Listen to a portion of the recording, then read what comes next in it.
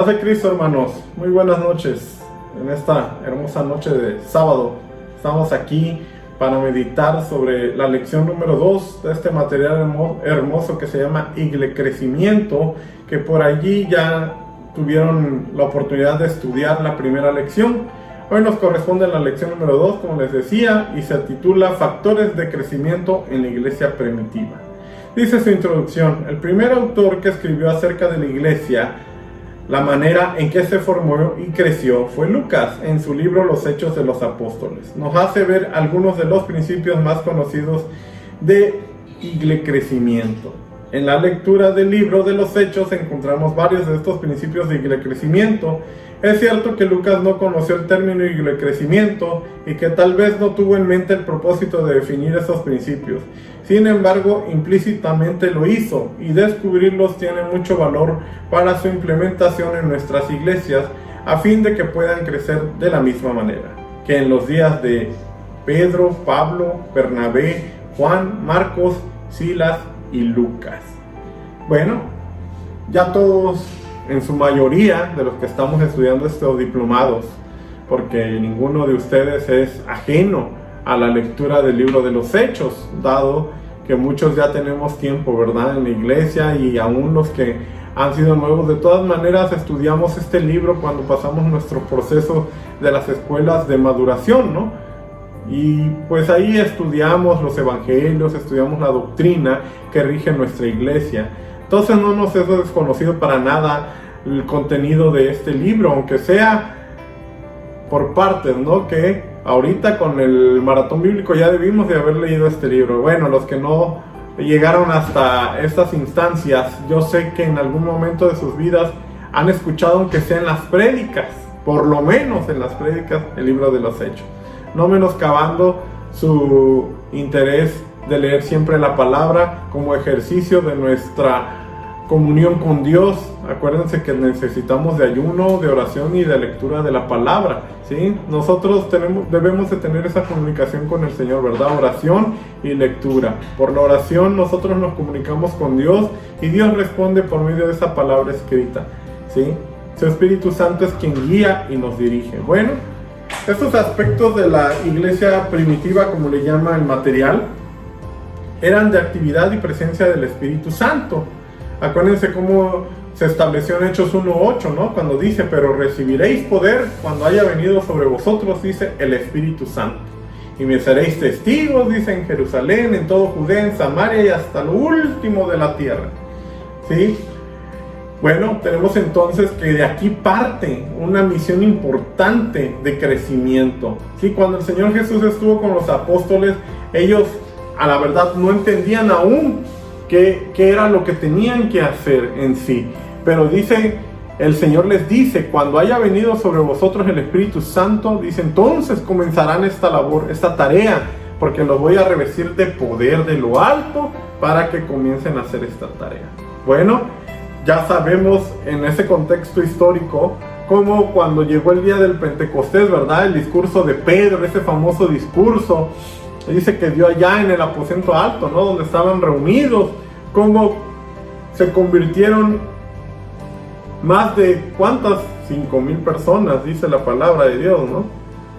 Este hecho vino a dar una pauta de crecimiento, ¿sí?, significativo. ¿Por qué? Porque la iglesia había estado siempre, la primera iglesia con los 12 apóstoles estaban encerrados, dice, unánimes y en oración juntos, pero todavía no se había esparcido ese testimonio que ellos traían del evangelio de nuestro Señor Jesucristo, hasta que vino, dice, el poder de lo alto, ¿sí? Y los revistió de poder para salir a predicar la palabra. Cuando en el discurso de Pedro se convierten todas estas personas, ¿sí?, se viene la ola de crecimiento en las iglesias. Empiezan en todo Jerusalén, en todo Judea, en Samaria y hasta lo último de la tierra, dice el Señor. Pero para ello debía de haber gente facultada para poder llevar esta misión a cabo, ¿sí? Vemos que existen grandes personajes, vemos que hay factores en la iglesia primitiva, dice que los que se añadían a la iglesia eran los que habían de ser salvos, pero dice que ¿quién los añadía? El Señor añadía. ¿Por qué? Por medio de su Espíritu Santo, ¿sí? Acuérdense que, como dice la palabra, uno es el que siembra, otro es el que riega, pero el Señor es el que da el crecimiento, ¿sí? Entonces fueron escogidos estos discípulos llamados apóstoles posteriormente, y de ahí se establecieron diáconos. Se empezó a estructurar la iglesia de manera que fueran creciendo, donde los apóstoles iban a predicar, se establecían grupos de hermanos. Las iglesias no es como lo que vemos ahorita, los templos ya formados, ¿no? Ya con arquitecturas ya diseñadas, no. Eran en las casas de los hermanos, se establecían grupos de 15, 20, 30, 40, 50 personas, dependiendo el tamaño de las casas.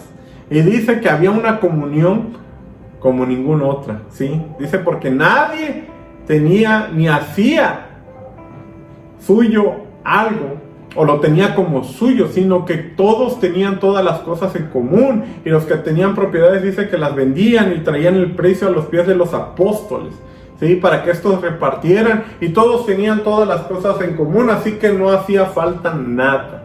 Entonces la iglesia se iba estructurando, ¿sí? Iba creciendo. ¿Por qué? Porque la predicación se iba esparciendo por todo Israel, que era la misión que les dio el Señor Jesucristo. Pero también debía haber un instrumento clave para llegar hasta el fin del mundo. Y ustedes saben que aquí chocaban todavía muchos paradigmas, ¿sí? De los israelitas, de los judíos. ¿Por qué? Porque el judaísmo aún estaba arraigado hasta los huesos en muchos de ellos, inclusive aún en los apóstoles.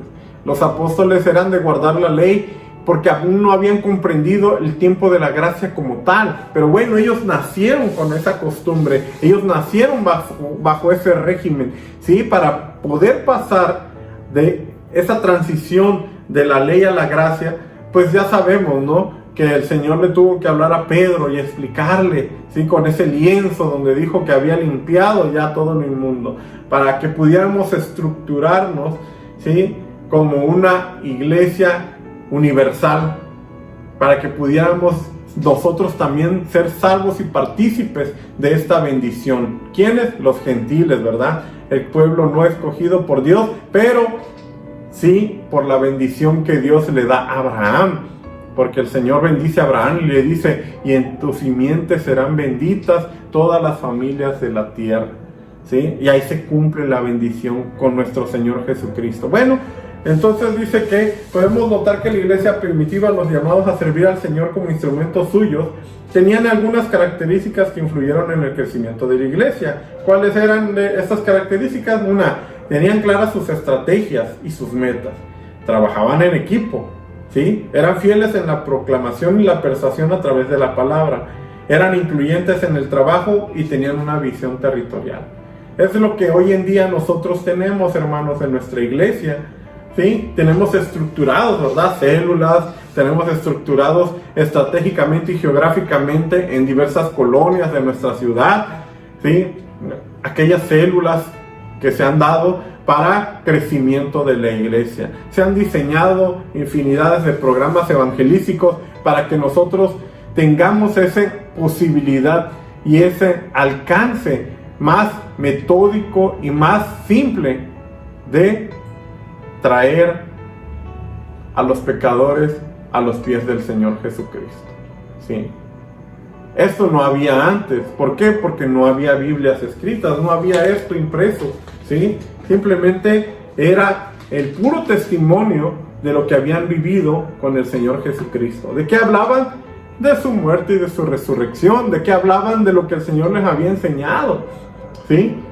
De eso, ese dichoso famoso sermón del monte que Él les había dado, esas pautas, esas bases, esos principios para vivir una vida en el camino de Dios, ¿sí? Eso es lo que predicaban, ¿sí? Y que iban de casa en casa. Luego comienzan, dice que todos los días en el templo y por las casas no cesaban de enseñar y predicar a Jesucristo, ¿sí? El testimonio de la iglesia fue fundamental para que ésta creciera. La sociedad de ese tiempo pudo identificar un nuevo camino.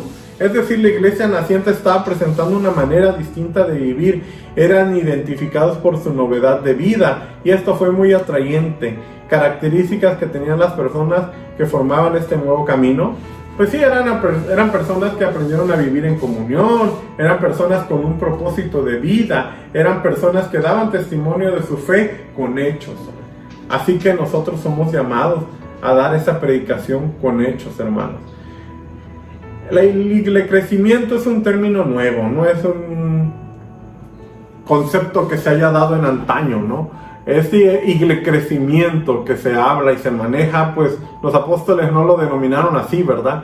Dice que la primera ocasión que se fueron llamados cristianos fue en la iglesia de Antioquía, pero otra de las iglesias más abundantes, dice, en fe, también era en Acaya, que era esa iglesia que le preocupaba al apóstol Pablo. Todos conocemos el ministerio del apóstol Pablo, que fue el apóstol llamado a predicar a los gentiles, ¿verdad? Como por toda Asia, toda Grecia regó todo el evangelio del Señor, dejando discípulos en cada lugar a donde iba, formando iglesias, ¿sí? Esas iglesias llamadas a servir al Señor mediante sus hogares. Pero no se quedaban estáticos los hermanos en un templo o en una iglesia, en la casa del hermano, ¿sí? Sí se congregaban para precisamente oír la palabra. Inclusive algunos tenían el privilegio de leer las cartas que el apóstol Pablo les mandaba, o que otros hermanos les mandaban, ¿sí? Y se recitaban las cartas, esa era la celebración. Inclusive hay por ahí unas partes donde habla Pablo que se hizo acompañar de un hermano que tenía ese don de la alabanza, de la administración de la alabanza, ¿verdad? Donde a los hermanos los iba ministrando. También hizo una especie de gira artística este varón que tenía este ministerio de la alabanza.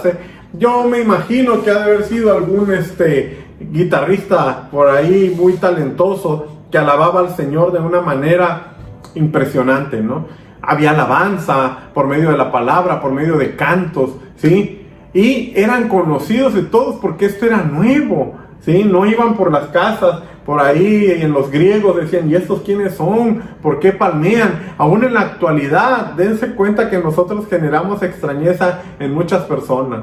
¿Por qué? Porque pasan y nos ven gozosos, unánimes, alabando al Señor con alegría de corazón, y eso les causa a ellos una total incertidumbre, ¿verdad? ¿Qué estarán haciendo ahí esa gente? Parece que están loquitos. Pues sí, por la locura del evangelio es que estamos nosotros hoy aquí parados, sí, predicando la palabra. Esa es una lección, hermanos, que debemos de tomar como base en nuestra vida diaria como cristianos.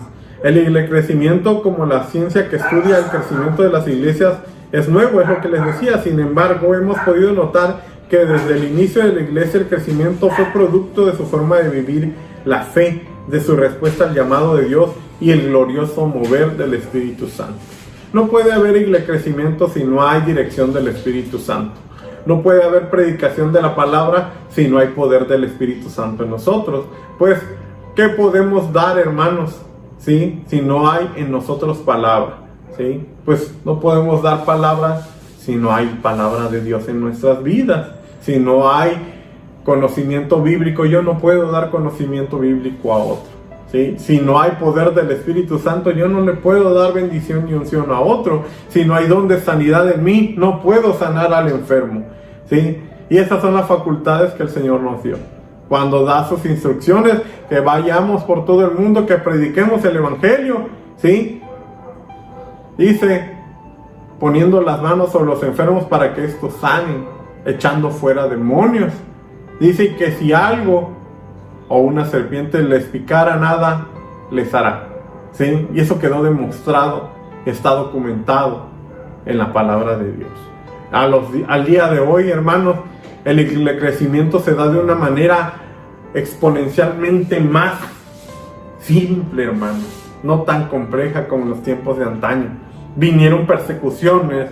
Todos sabemos cómo los emperadores romanos persiguieron a los primeros cristianos, cómo nuestros primeros hermanos sufrieron en ese circo romano bajo las garras del emperador Nerón, ¿verdad? Cómo eran azotados, cómo eran echados a los leones y nunca jamás renegaron de su fe.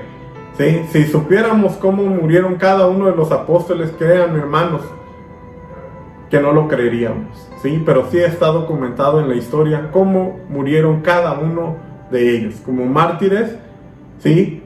Pero así debía de ser. ¿Para qué? Para que fueran glorificados allá en el cielo, porque estaban dispuestos a morir por el Señor. Así nosotros hoy en día debemos de estar dispuestos a darlos todo. En estos tiempos difíciles de pandemia estamos a veces con miedo, ¿verdad?, de salir. Bueno, tenemos estas alternativas, tenemos estos medios digitales y electrónicos, tenemos estas cositas que nos ayudan para mucho, ¿verdad? A los que tenemos oportunidad de hacerlo, así lo haremos, hermanos, para llevar a cabo esta tarea del crecimiento. Esta es tarea tuya y es tarea mía y es tarea de todos los que pertenecemos al cuerpo de Cristo, en la justa medida de nuestra función y los dones que hemos recibido. Pero en general es un mandato que todos hablemos la palabra de Dios.